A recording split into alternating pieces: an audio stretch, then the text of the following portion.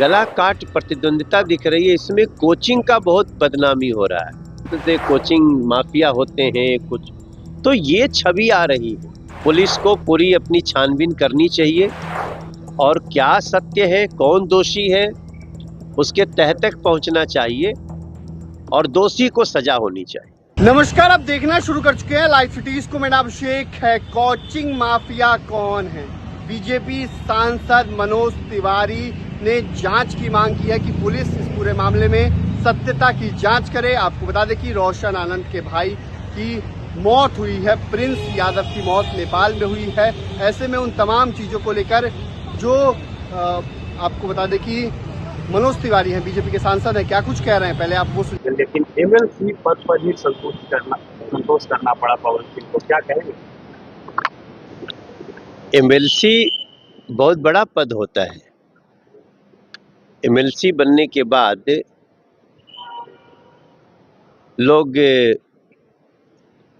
अपने राज्य में बहुत अच्छी तरह से सेवा किया जा सकता है और ये बनने के लिए बहुत लोग तरसते रहते हैं।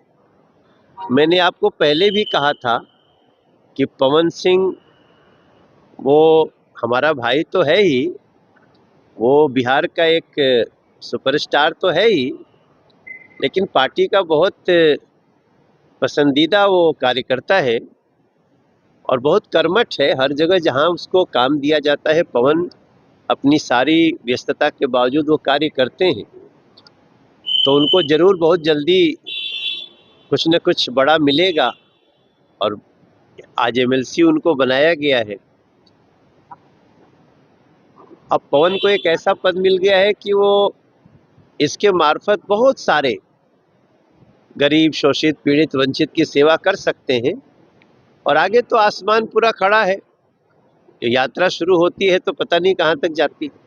आप लगातार कहें तो पवन सिंह को कुछ बड़ा मिलने वाला है, अब एमएलसी बन गए हैं, क्या लगता है कि उन्हें मंत्री पद बिहार में दिया जा सकता है? देखिए, उसको जो विधायक बन जाता है उसका कभी भी नंबर आ सकता है। तो ये सारी बात हम ही से मत कहलवाओ। वो एक कार्यकर्ता है, वो उनको अभी पार्टी ने एमएलसी बनाया है, वो अपनी मेहनत से बहुत आगे जाएगा। सर, 20 टीएमसी सांसद जो हैं वो एनडीए को सपोर्ट करने जा रहे हैं, एनसीपी में शामिल हो रहे हैं और एक त्रिपुरा की पार्टी उसमें मिलकर एनडीए को सपोर्ट करने जा रहे हैं। ममता की पार्टी टूटते हुए दिख रही है, लगभग टूट गई। देखो, ममता बनर्जी की पार्टी अत्याचार और आतंक के बल पे खड़ी थी। जैसे वो आतंक जनता ने हटा दिया, जनता एकजुट होके आई और अब इसके बाद स्थिति ये हो गई है कि उनकी सारी जो भी असली चरित्र था वो सबको दिख रहा है। तो जो भी उनके पार्टी के मार्फत सांसद बने भी थे, अब दिख रहा है कि वो दिल से उनके साथ नहीं थे, मजबूरी में थे। किसी को जान जाने का डर था, किसी को अपनी बहन बेटियों की इज्जत को लेके डर था। आज जैसे ही एक भारतीय जनता पार्टी की सरकार शुभेंदु जी के नेतृत्व में बनी है, अब सबको विश्वास हो गया है कि अब यहाँ न्याय क्या राज होगा और लोग खुल के बोल भी रहे, खुल के निर्णय भी ले रहे हैं। हम बहुत स्वागत करते हैं। खान सर और रोशन सर जो कि बिहार के दो बड़े शिक्षक हैं, दोनों के बीच जो है वो वर्चस्व की लड़ाई शुरू हो गई है। रोशन आनंद सर के भाई की संदिग्ध हालत में नेपाल में मौत हो गई, क्या कहेंगे? किसकी मौत हो गई? रोशन आनंद सर के भाई का। अच्छा, जो एफआईआर में उनका नाम लिखा, खान सर ने उनका नाम जुड़वाया था, तो ये संदिग्ध है हमारे पास।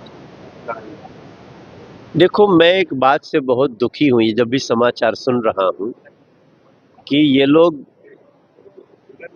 इतने लोगों के, इतने छात्रों के भविष्य के लिए काम जहाँ करना चाहिए, वहाँ जो ये गला काट प्रतिद्वंदिता दिख रही है, इसमें कोचिंग का बहुत बदनामी हो रहा है। जो हम लोग अभी तक सुनते थे कोचिंग माफिया होते हैं कुछ, तो ये छवि आ रही है। अब मैं तो इतना ही बोलूँगा, इसमें पुलिस को पूरी अपनी छानबीन करनी चाहिए और क्या सत्य है, कौन दोषी है, उसके तह तक पहुंचना चाहिए और दोषी को सजा होनी चाहिए।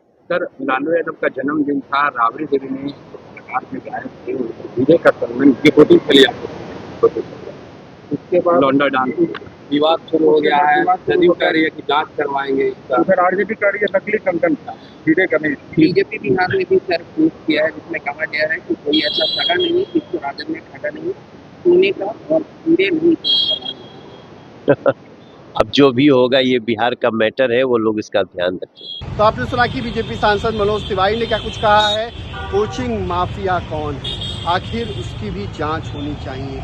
वहीं उन्होंने इस घटना की सत्यता की जांच की मांग की है। बने रहिए लाइव वीडियोस के साथ, हमारे यूट्यूब चैनल को सब्सक्राइब करिए, लाइक करिए। धन्यवाद।